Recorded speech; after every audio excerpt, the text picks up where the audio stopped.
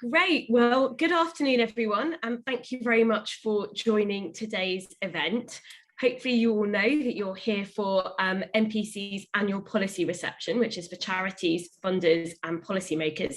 And this year is a very special year for NPC because it's their 20th birthday. So happy birthday to NPC. Just a few housekeeping points before we kick off. The event is going to be recorded and made available on NPC's website after the event. There may be journalists in the audience, so just to let you know. And NPC will be live tweeting from the event. So if you'd like to join in, please use the hashtag NPC events.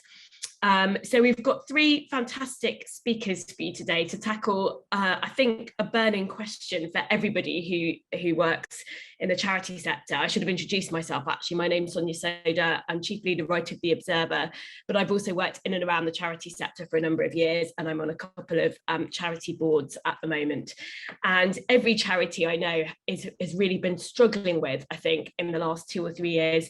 First of all, what the pandemic has done to levels of need, but also I think it's not to sort of, it's probably a general enough thing to say is that lots of charities have found it really difficult to engage constructively with this government over the last couple of years. I think that's partly because of the government's been so busy with the pandemic, but also because I think the lines of dialogue haven't been as good. I think it's a pretty sort of universal feeling, actually, as they have been with some previous governments in terms of sort of keeping constructive conversations going.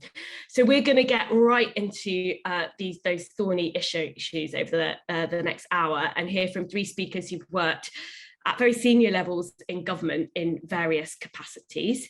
So we've got Dan Corrie, who I'm sure will be known to many of you. He's the chief executive of NPC. He is, and then he was previously the head of the number 10 policy unit and senior advisor to the Prime Minister on the economy between 2007 and 2010. And Dan and I actually spent a brief spell working together back in the day for Ed Miliband, about 10 years ago now.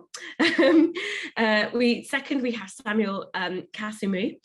Samuel's an award-winning social entrepreneur. He's co-founder of Inclusive Boards, and he's a former special advisor to Prime Minister Boris Johnson, where he was the civil society, and he had the civil society and communities brief.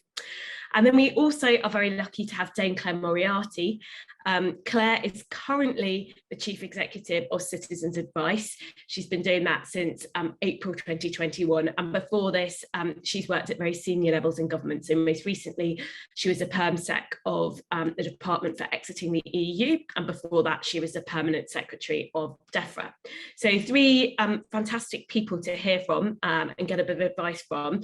So I'm going to go to each of the three of them for opening comments. And then if you would like to ask questions, you can just put them in the Q&A box or in the chat function. Brilliant. But first of all, Dan, I'm going to hand over to you. Thanks, Sonia, and hi, everybody. I'm just going to say a little bit about why NPC cares about this, and then a little quick reflection on my time in government and so forth. So NPC, we're a think tank and consultancy for the social sector. An important part of what the social sector does is to try and influence policy at local and national level and so forth. And so the relations between the sector and government are very important. Our kind of policy work, our own policy work goes across a wide set of areas. We've been doing a lot on criminal justice, health and inequalities, and we try and make sure that government understands it at official level, at ministerial level, and so on.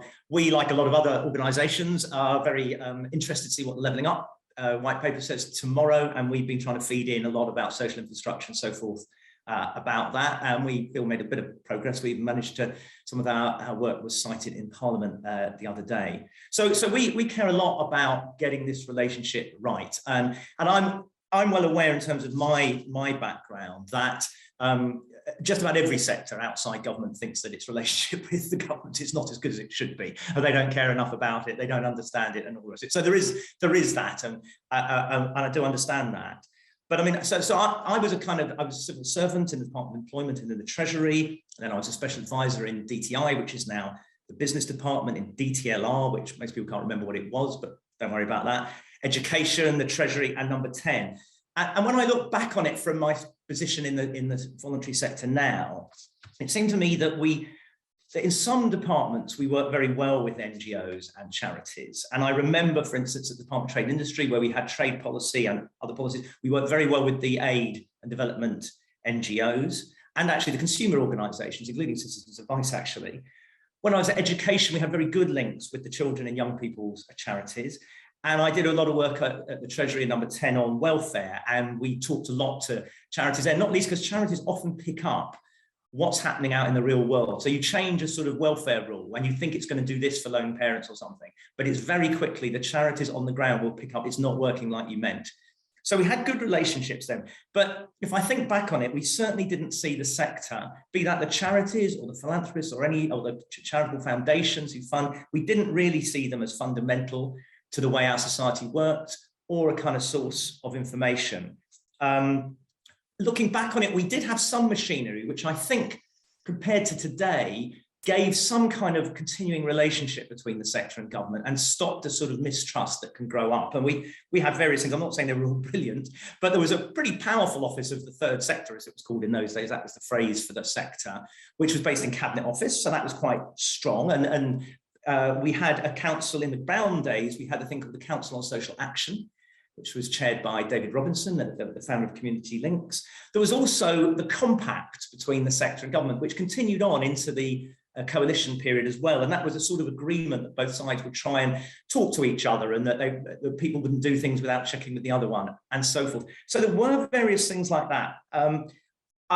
Looking back on it, it wasn't enough. I think from the government's point of view, we were missing a trick.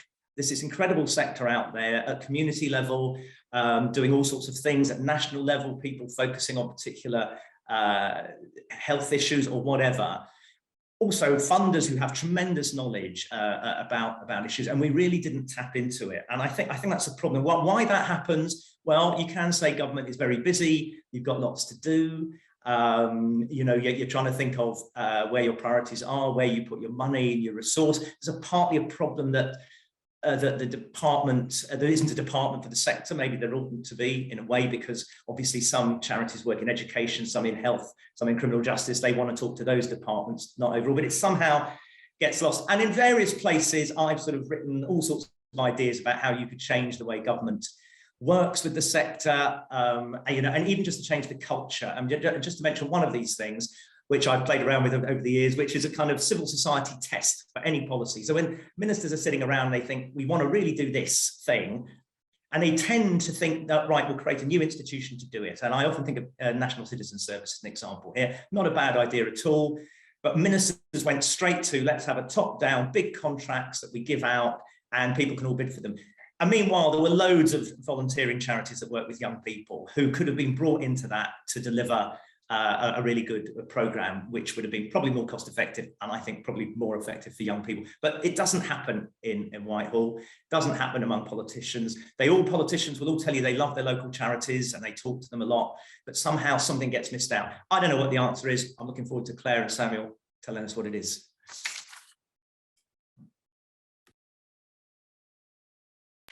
Sorry, I was on mute. Brilliant. Thank you so much, Dan. Well, over to Samuel and Claire for the answers. Samuel, I'm going to come to you first.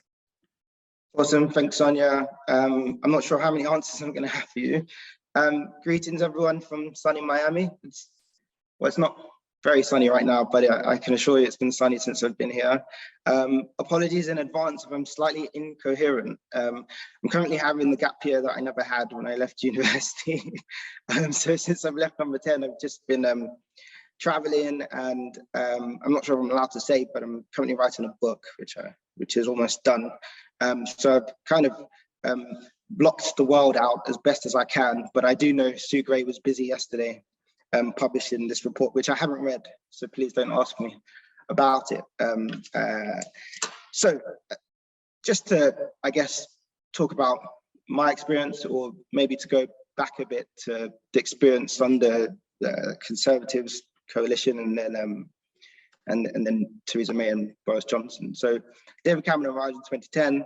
He brings with himself a maverick called Steve Hilton, who has this idea that he says is big, the big society. And there are other people who enter number 10 as part of that implementation team. So Michael Linus, who goes on to become the CEO of the National Citizen Service, which Dan has mentioned, and a chap called Natway, who's now Lord Natway. And so Natway was asked to set up and run the Big Society unit in number 10. Forgive me if I'm telling you things that you already know. But that concept, for various reasons, very quickly fizzles out. I think within 18 months, Nat departs number 10, and Michael goes on to become CEO of NCS, and Steve goes to make loads of money in Silicon Valley. And so as a result, you have close to a decade where there is maybe a bit of a vacuum in the center when it comes to having a coherent strategy for engaging with civil society. Theresa May and Tim Montgomery not Tim Montgomery, Nick Timothy, there you go.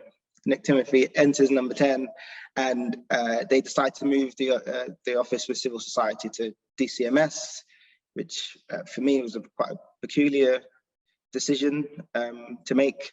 I suppose the thinking behind it is people dump a lot of personal projects in the Cabinet Office, so it's very fragmented, and so people are constantly trying to find ways to remove things, and then when you have new administrations, they try to bring it back. And so so I brought back the Social Mobility Commission into the Cabinet Office because it was gathering dust in DfE, and I was in the process of seeing how we could do the same with the Office for Civil Society. So because when things are in the center, you're able to utilize the resource, in my opinion, more effectively.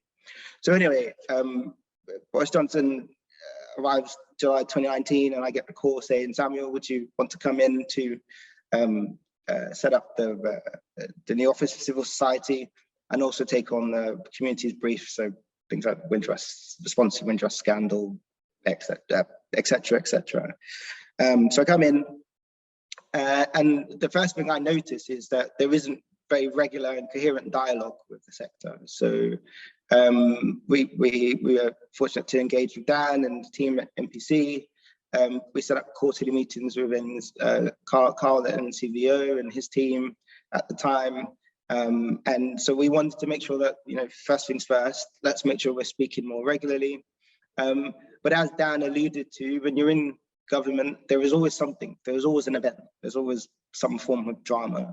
So, collectively, most of our focus at the beginning was on, Brexit, and then the election, and then the pandemic. But even within all of that, the idea that we wanted to strengthen the relationship with civil society was always there, and in my opinion, we were always moving in that direction.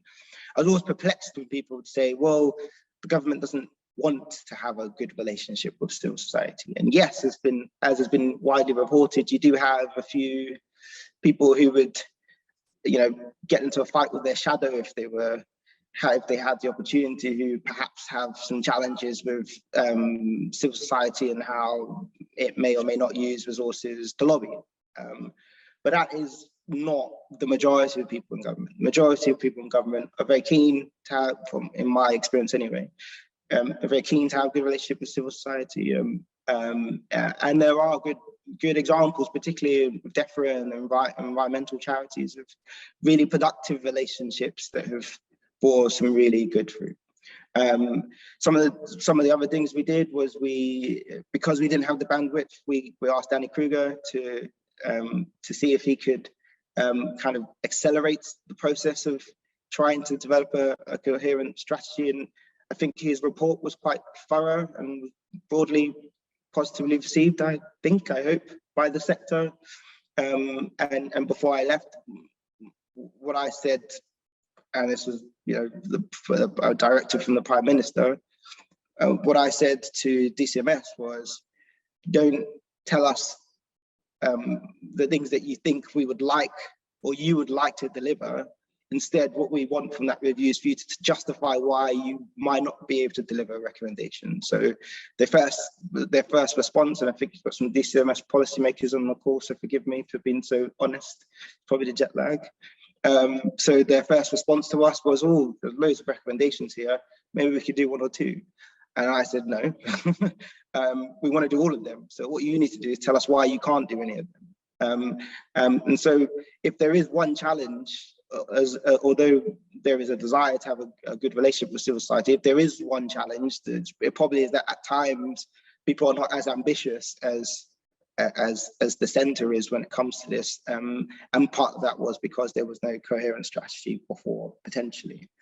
What else do I want to say? I don't have a typewriter here and I could barely read my own handwriting, so let me see if I've missed anything out. Yep, the perception, not the majority. So if I was to give some feedback about why the relationship with civil society is not necessarily where it needs to be, yes, from a government perspective, loads of things happen in vacuum for close to a decade, but from an external perspective, looking at civil society, I would say at times there seems to be a lack of coherence. And so I remember when the pandemic first started, and people were telling me, Samuel, the sector needs £4 billion to make sure that it can continue its work, etc., etc. I said, well, the guys next door are probably interested in giving you less than a tenth of that. So why do you need £4 billion pounds? I mean, and there was just a lack of coherence around how the figure was arrived at, and so eventually we arrived at £750 million, which is still a lot of money. And then some of the modelling that we managed to do ourselves found that actually, if you were to look at all of the support that the sector had received from various sources, both within government and external to that, it was in excess of 4 billion anyway. And so that was one example where actually we could have done with better information from the sector. And that's not just an issue that is your responsibility.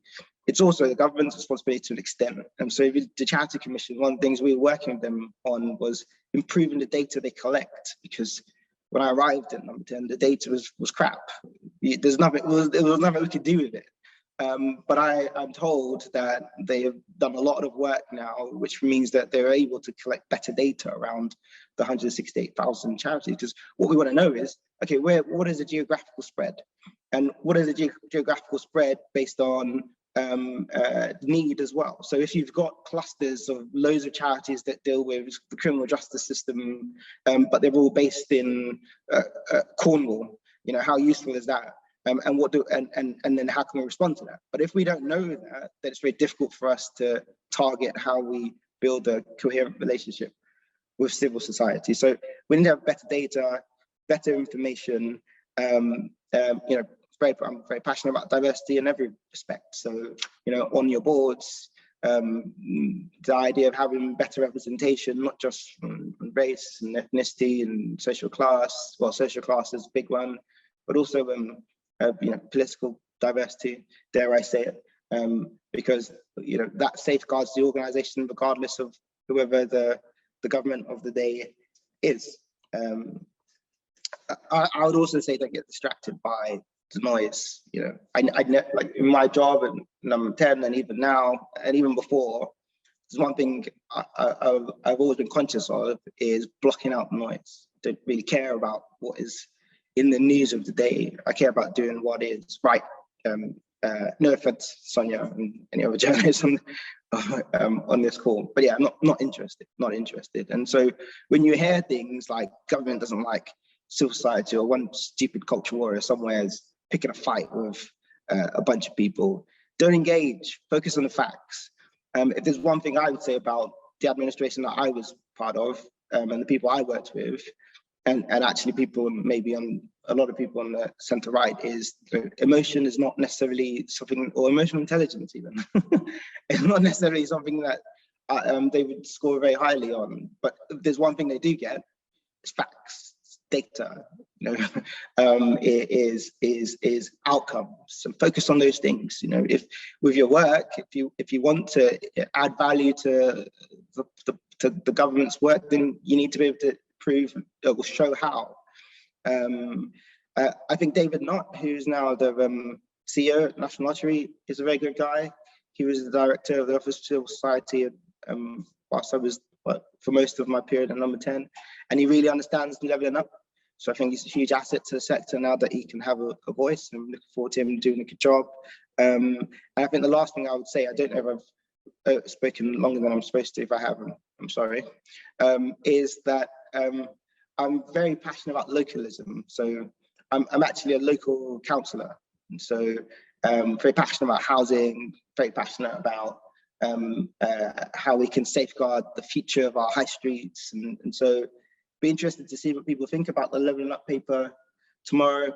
But make no mistake, levelling up does not happen if civil society is not at the core of everything that's happening. As Dan mentioned before, civil society is often at the coalface, often the ones to understand the challenges before they get the centre is anywhere near close to being aware. And ultimately, they're the ones that will always be there. Civil society will be there beyond any government of the day. And people like yourselves are passionate about the cause. You're mission driven, and so there is an added value, and there should be more incentive for government to reach out and to work with you. And so I go back to the previous point that I made earlier, which is that this idea that the government doesn't want to have a good, productive relationship with civil society is pure fallacy. So everybody wants the same thing. The challenge is how you get there. And as I say, one of the special advisors who since arrived since I've left, this guy I've known for many years, he's a lot more relational than I am. So I'm assuming he's even more keen. He's a much nicer person than me. And so I have no doubt that, you can approach this subject with more optimism than perhaps you may feel is the case. So I'm going to stop there, and I guess I look forward to hearing from Claire and the wider conversation. Thanks, Samuel. It's good to end on a positive note, and I think particular gratitude is due to you for joining us from sunny Miami. Claire, I'm really interested in what your experience. I mean, you've been in the sort of charity sector for less than a year now, leading a very large organisation. So I'm really interested in your take on how that transition has been for you to move from kind of very senior levels inside government to sort of outside it. Thanks very much, Sonia, and it's great to be here this afternoon. So I was going to give a bit of a health warning. Obviously, there are limitations on my insights. I'm a very recent arrival in the charity sector, and very, very many of you attending today will have much more knowledge of that than I do. What I do bring is some experience from the other side and of kind of crossing the floor. I mean, one quick reflection is, if I think back, having worked in DEFRA, in the Department for Transport, in the Ministry of Justice, in Health, I mean, in all of those departments, I worked with charities, but very, very different charities. So there's a bit of reminding ourselves that when we talk about the charity sector, it's everything from, think tanks to, some research institutions to, people doing constitutional education through to, as we were working with at DEFRA, kind of green NGOs, as well as food and farming charities. And I can also talk a little bit from the perspective of one particular charity, again, recognising that we're operating in broad fields. Citizens Advice, I mean, ironically, we spend quite a lot of time having to explain to people that we're not part of government, because Citizens Advice is often mistaken for an arm of government when we are in fact a charity. So, I mean, looking back from the perspective of being in government, when I think about particularly, working in DEFRA with green NGOs, as Samuel was saying, which was very successful. I think they brought fantastic challenge. They brought ideas and insight, and we appreciated the way that the charities we work with kept us on our toes, and also in a world where interdepartmental debate, sometimes argumentative debate, can be quite noticeable. Actually, sometimes charities could make points in that debate that we weren't able to as a government department. And if I zoom out, what worked was when charities had clear positions, not necessarily that they agreed with what we were doing, but when they were clear about what their position was, and when we managed to create an atmosphere of mutual respect where we were both listening to each other, whether or not we agreed. When it didn't work, was more that sense of, as government, feeling that we couldn't get, we could get nothing right, we could get no credit for anything we were doing, even if we were trying to make things better. Now, that is part of life in government. You get used to it, but it's an interesting way of thinking about what distinguishes the productive relationships. And I think it sort of, for me, there's a kind of recipe for life, which is about taking the time to understand where people are coming from different positions. That that basic knowledge about what's, getting to know people and getting to know what they're doing and how they're thinking is what builds respect and trust and makes it much easier to work together. You don't have to agree with people, that's really important, but it avoids a situation in which people start to get cast as the other, which, as we know, in all sorts of walks of life, is the start of relationships which don't work so well. And ultimately, the way that government works with charities is not that dissimilar to the sorts of tensions that exist within internal relationships in government. So, I mean, if I just digress for a moment on something which I know now know is called misattribution error. When I first discovered it, I called it Moriarty's first law of misunderstandings, because I thought I was the first person who'd ever discovered it. But it turns out it has a less exciting name, which is misattribution error. And that's the tendency of all of us as human beings to assume that other people do things for the same reasons that we would do. So if I see somebody doing something that I don't like, I assume the reason they're doing it is the reason that I would do it, which if it's something that I don't like and I wouldn't tend to do, that will be quite a negative reason. And so we often somebody does something, we assume we know why they're doing it, we react to them on that basis. That makes them defensive. We start to build, people start to build the bricks in the wall between us. And one of the relevance of that is that people in government are actually trying to do the right thing. In a long career of working with public servants, public servants get out of bed in the morning in order to make the world a better place. That is the kind of the universal public service value. It applies to civil servants, it applies to people in all areas of public service, and it applies to ministers and politicians as well. That's something which, even for civil servants who see ministers operating differently from them, sometimes can be a bit hard to grasp. But actually, politicians get out of bed in the morning to make the world a better place. And people in the charity sector get out of bed in the morning to make the world a better place. So we do actually have a common purpose, which often can get lost because we see people doing things in a different way. So we may disagree either as individuals or as charities, as organisations, with what somebody else thinks is going to make the world a better place. But it's really important to hang on to that understanding that the place that it's coming from is the same place. So recognising that principle, it makes a difference to how we behave.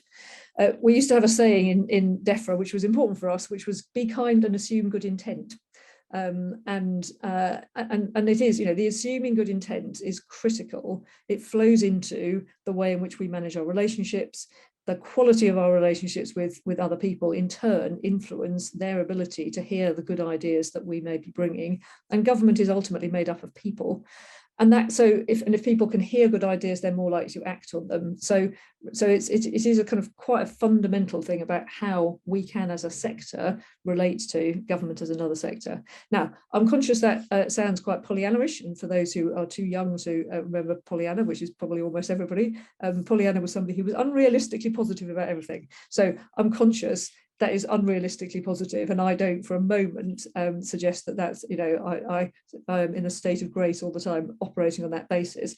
Real life gets in the way. We all want a two-way street, and it often feels as though we as the charity sector have to do all the work, and government is kind of putting it on the sector to work differently. And we're all conscious of the risk of being window dressing for set initiatives. There's all sorts of kind of things that make it not as simple as I'm making out.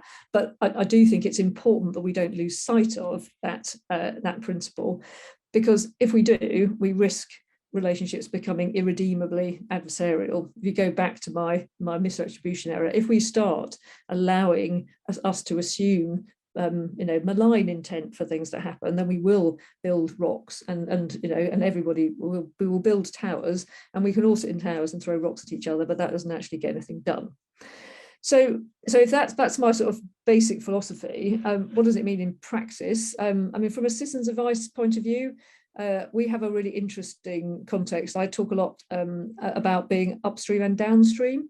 So our service delivery is all about helping people deal with the downstream consequences of, when harm and detriment materializes, often harm and detriment that stems in some way or other from government policies. But we're trying to help people one by one with those issues. But we also, because we're helping one-to-one, 2.5 million people every year and many more through our website, we acquire massive and very valuable amounts of data, which we turn into insight, which we turn into policy influencing. And we're constantly trying to get upstream to see if we can help make the changes, which will reduce the amount of harm coming down the pipe, which people therefore have to deal with our help. So it's really important that we tell government the story of the harm that we see, and good news, we are in a position to back that up with hard data that makes it very difficult to kind of pass it by. But also that we are constantly kind of framing things in terms of, you could do this better. So you go back to good intent. We assume that government wants its policies and its processes and its systems to work as well as possible, and therefore we can frame our policy influencing in terms of, we are trying to help you make this better. So with an emphasis on solutions. And also, going back to the point about data is we find is a very important way of building credibility.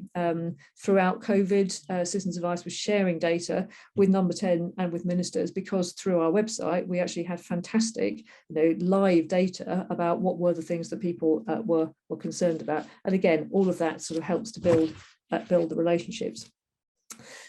I'll just finish briefly with just a kind of couple of reflections on having impact with government very much as a newcomer to the sector. So firstly, on policy, I'm really interested in the scope for greater impact through coalitions. Before I came to Citizens Advice, I was chairing the Health Foundation's inquiry into the impact of COVID on health and health inequalities. And surprise, surprise, many charities were looking at the same issues. And it was, for me, an introduction to a whole world in which an awful lot of people were doing the same thing, thinking the same things, but actually having to focus more on the differentiation, the way that I think about it is different from the way that you think about it, so that I retain my niche space, rather than thinking, if we could align on things, then is that a way that we could have more impact? So, there are some fantastic examples of coalitions across the sector. Citizens Advice was part of the coalition led by the Joseph Rowntree Foundation that made a real difference in terms of extending the £20 universal credit uplift. But I just wonder whether there's scope almost for a narrative coalition, again, around levelling up. I keep talking, we're all talking about the importance of social infrastructure. I'm not convinced that that's a message that's going to be easily heard by a government, which all governments in my experience prefer pouring concrete to dealing with deep societal issues. But can we all, if we all just kind of share the same language, can we have that impact? And then finally, on delivery, and this is a little bit of a why, because it feels to me as if government should be much more interested in it than it is, in the things that we as the charity sector can show them about the impact that our work has. So in Citizens Advice, we have a methodology approved by the Treasury. We can show that for every £1 spent by Citizens Advice, there is a benefit of £8.35. Which is far better than any transport scheme I ever came across. Last year we saved government and public services £618 million, and we calculate a total social and economic value of 4.3 billion. We can evidence our health, our impact on health, on the wider determinants of health. And my experience, and again, there will be people at this event who've got much more experience of that, you can get recognition, but it's really difficult to convert that into the funding that actually allows us to provide the services. I had a fascinating conversation a week or so ago with somebody from a large city council who was very, very keen to be accessing our data, and we had to gently explain that the data was only there if we could actually provide services, and they had a poor record of investing in services that would generate the data that they would like to have. So there's that sense of how do we get kind of a theoretical sense of value converted into action, and ultimately I think that it comes down to being seen as part of wider joined up systems. And kind of coming back to points that others have made, I think if there's one thing it would be wonderful to do is to kind of focus some collective effort on really encouraging joined up thinking across across the system, which by definition includes government and public services and civil society. I'll stop there. Great, Claire, thank you. That was fascinating. So we're going to go into some questions now, just to encourage people to use the Q&A chat function to pose questions to the speakers. I'm going to kick off. My question for Claire and Samuel was, you both hinted at examples within government where that collaboration between charity and government has worked better. And so I wanted to ask you why, where it's worked well, you think it's worked well, and why, when it's not worked well, you think that is, and whether that sort of mainly lies with default government or charities. So I'm going to come to you two first, and then Dan, the question I want to put to you is really about how charities should seek to engage with government at a time of sort of extreme crisis. You were in government during the financial crisis. We've got a government that is enmeshed in political crisis now. So I think when you're working in the sector, that can sort of feel very frustrating. So I'm interested in your take on that. But Samuel, I'm going to come to you first. Great, thanks. So I suppose an example of where collaboration has worked quite well, and I liked Claire's points about coalitions, is the last thing I was responsible for, which was vaccine deployment. So we worked with, the likes of the NHS, and it was a bit frustrating. I mean, we all love the NHS, it's the national religion, right? But they've taken all the credit for vaccine deployment, when the truth is it has been a Herculean effort involving multiple government departments, multiple agencies, and a lot of civil society. The likes of St. John Ambulance has played a vital role in ensuring that we have had the success that we've had in this country around vaccine deployment. But also when it comes to vaccine hesitancy, when in December, maybe about a third of certain groups were willing to take the vaccine. By the time I left, almost every group was at over 70% who were willing to, or who had been vaccinated.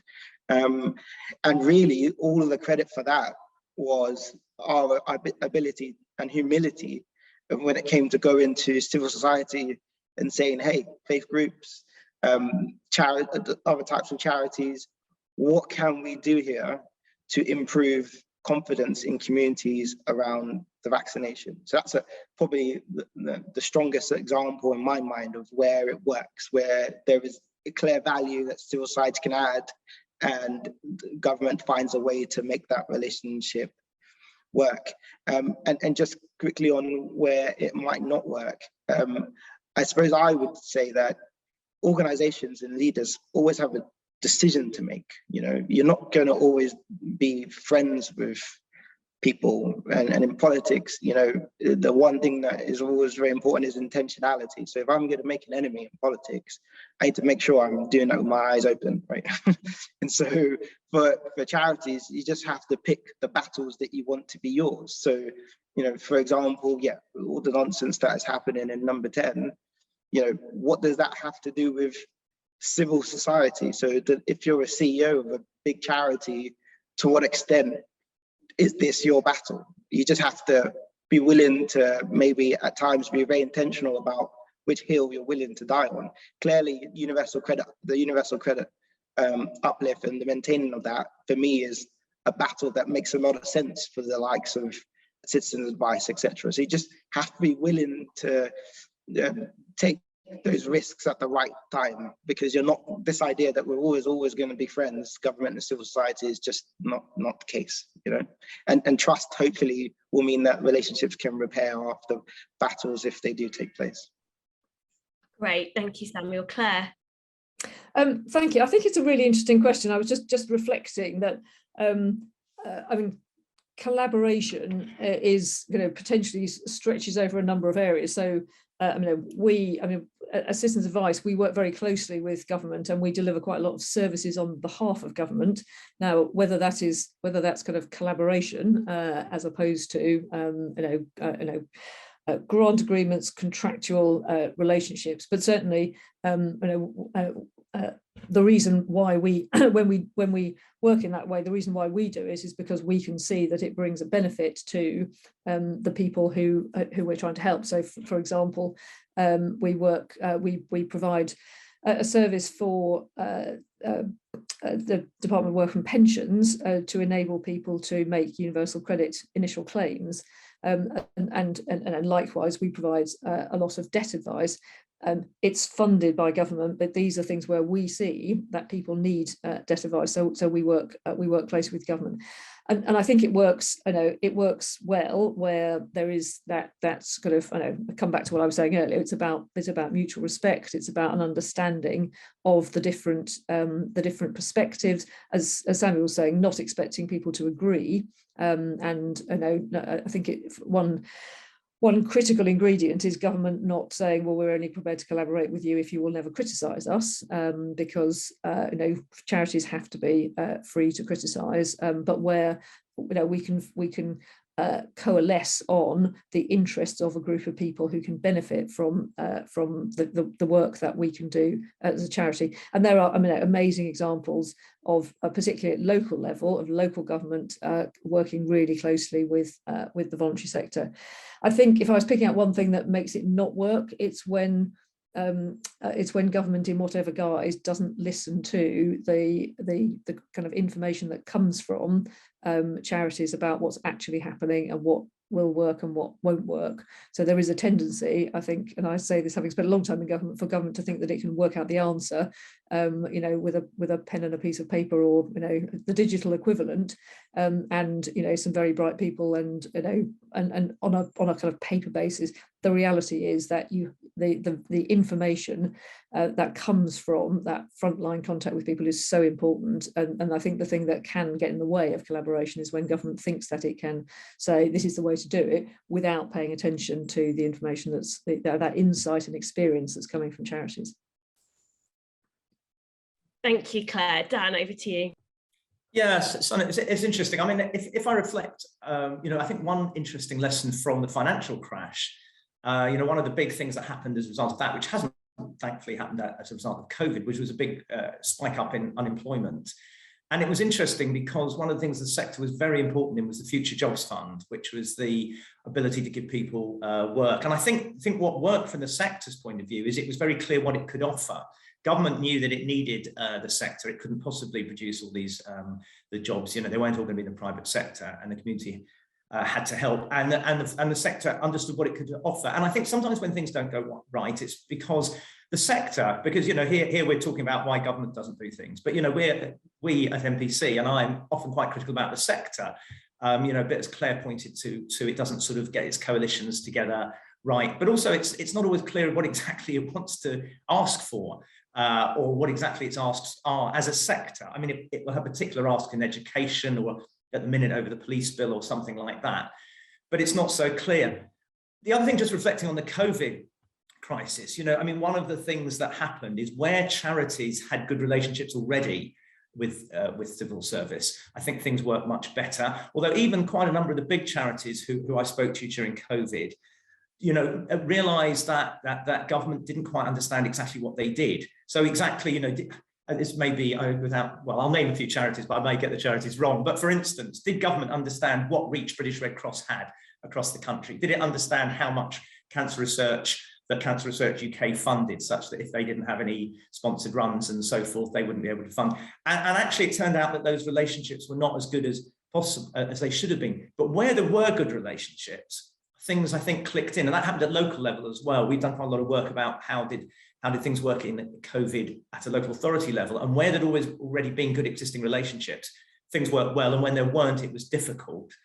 And that's just the last thing to say about all that, which I hope will carry on. And I hope government's eyes at all spatial levels has been open to the fact that in an emergency, it was a lot of small and bigger charities that could understand who was in need, who was not getting the help. They knew how to get the help to them, to support them. They knew how to get volunteers working and all the rest of it. They could do all these things. Now, what we don't want is to reverse out of that and go back to, if you like, I always remember there was the annual thing about the NHS Christmas crisis, which even pre-COVID we've always had, and there would always be the ring phone call from number 10, I'm not sure if Samuel was ever involved in it, about could the big volunteering charities make sure they got a load of volunteers ready to help. And it would happen each year, you know, and you think, come on, guys, let's work out something that can work. So I hope out of the most recent crisis, there is a bit more of an understanding about what the sector can do. But as Claire pointed to as well, you know, the sector is always impatient. People are very passionate in it. They believe their cause is the most important cause.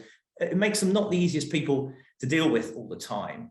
But it is, you know, one of the things that worries people in the sector at the minute is the way they see it, maybe wrongly, maybe rightly, is a whole set of attempts to reduce the ability to campaign, to demonstrate, and so forth in various bills. And I just think in the end that is not in government's interest, let alone the sector's interest.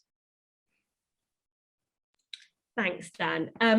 There's a specific question for you, Samuel, if that's all right, from Russell Hargrave, who's the a reporter for Civil Society News. So I'm going to address that to you, but I'm also going to put a general question again to all three of you. So Samuel, I'll come to you first. The question is, looking back at your period in number 10, which ended in April 2021, so actually coincidentally when Claire became Chief Exec of Citizens Advice, but is there anything you regret not doing while you were there? And what are you most proud of from your time in government?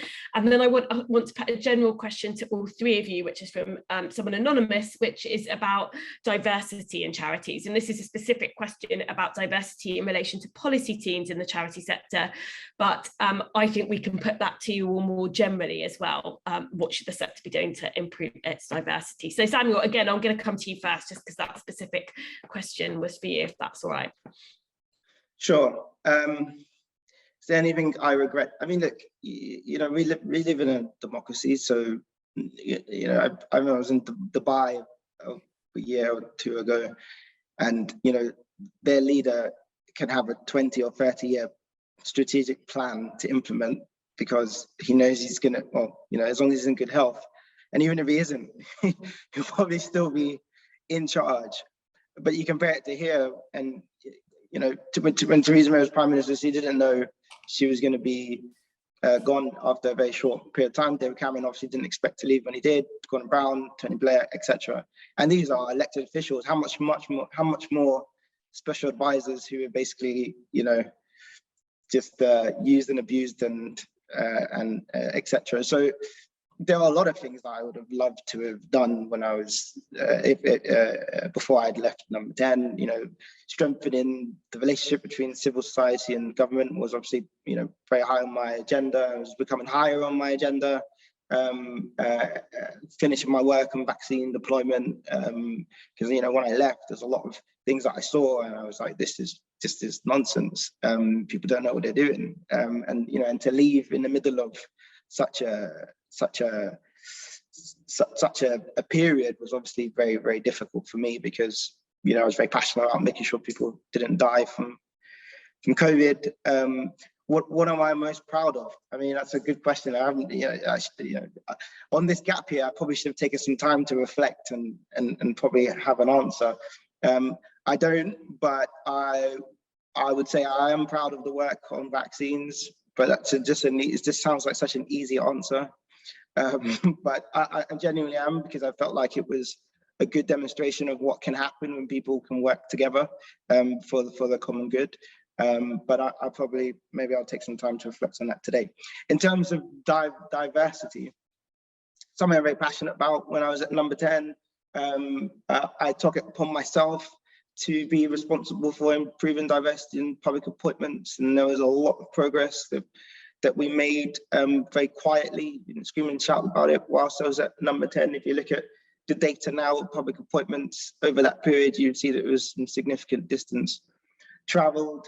I think, yeah, diversity has to start at the top. You know, one of the reasons why I set up inclusive boards before I went into number 10 was because, having been involved in politics since the age of 19, it had been impressed upon me that if you can get the right people in positions of influence, you accelerate the pace of change.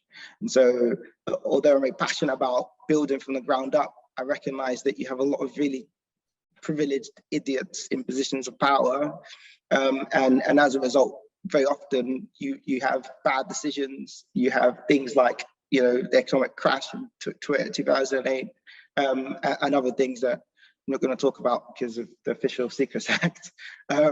But, you know, if you can get good people, people that are passionate, empathetic, who understand communities, you're going to have better results. So I think first and foremost, it starts at the top. But within, I know from what I've read that the civil society sector has had some of its own challenges, which of course is a great shame, because civil society should be the example of what it means to be a sector that is driven by inclusive motives and aspirations. But you know, human beings are human beings, so you can't just say because you're mission driven you're not going to have the same challenges as that the private sector or politics might have. But I don't want to keep talking because everyone's going to answer that question, so I'm just going to stop with diversity where decisions are being made is very important. Great, thank you. And unfortunately, because we are sort of nearing the end of the time, I'm going to chuck in another question for you, Claire and Dan, that you can address in your responses. So somebody's asked actually about the relationship with local government and any reflections that you might have on the role of local government. And there's also a question from Carol Mack, which is how government can work better with independent funders like charitable foundations. So if Claire and Dan, if you could bear those in mind when you're answering as well. Claire, you first. Okay, let me try and cover that quite broad waterfront rather quickly. So, I mean, diversity and inclusion are certainly a really significant issue and something that we are constantly thinking about. In fact, immediately after this, I'm going to a meeting of our Race Equity Action Group, because I think, like many charities, we have certainly numerically high representation of women, but we don't have particularly and for other protected characteristics, we have not bad representation, but we have the same problem that we constantly grapple with in the civil service, which is people not progressing. So we don't have people, we don't have people at senior roles. And we know that the experience that people have of working in our service, for some people is definitely not as good as it should be. So, I mean, the things that one needs to do are pretty much the same everywhere. It's about, it's often issues around progression, around recruitment, around how people's performance is assessed and the experience that they have. It means putting the right measures in place. It then, again, we're back to data, because a lot of monitoring of whether the things that are put in place are actually making a difference, and then reflecting, making sure that we've got means of understanding people's experience. So in a sense, we know what we need to do, and the interesting question is always why, when we know what we need to do, does it not happen as quickly as it should? So it's certainly something that we're reflecting on. I mean, across a kind of a service that covers England and Wales, we've got a national organisation, 264 independent local charities. So we've got about 2,000 trustees, as well as volunteers and paid members of staff. And actually, it's our trustee community which is the least diverse, and where we're particularly focusing some attention. So it's one of those things. But I think what's interesting is that I'm very clear we have to root it in our social purpose. So our purpose, one of our charitable purposes is about preventing discrimination. We know that people, we know that many groups suffer discrimination, and we know that people are in greater need of our help often when they are experiencing discrimination, and we need to kind of make sure that we are thinking about what that means for us internally as an organisation, as well as what it means for the services that we provide. In terms of local government, I mean, local government is hugely important for citizens of ICE. As I say, 264 local charities, all of whom have relationships with local government, traditionally funding relationships, many of them still funding relationships, not all. but those, in the best places, in the places where the relationships are best, there's a really close working relationship, and when the local authority needs to tackle new issues in relation to the type of help that we offer to people, they will come, it will be a kind of co-designed process. So it's definitely an area, but hugely variable across the country, because local government is very variable in terms of the kind of size and shape of council. So that one is relationships with local government are probably one of my top of mind issues.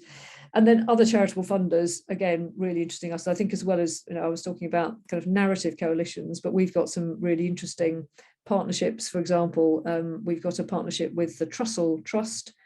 We run something called the Help Through Hardship helpline, lots of H's, which aims to help people kind of move out of the need for emergency food aid by supporting them with the types of issues that Citizens Advice is expert in around income and employment. So I think there are great opportunities for exploiting those synergies.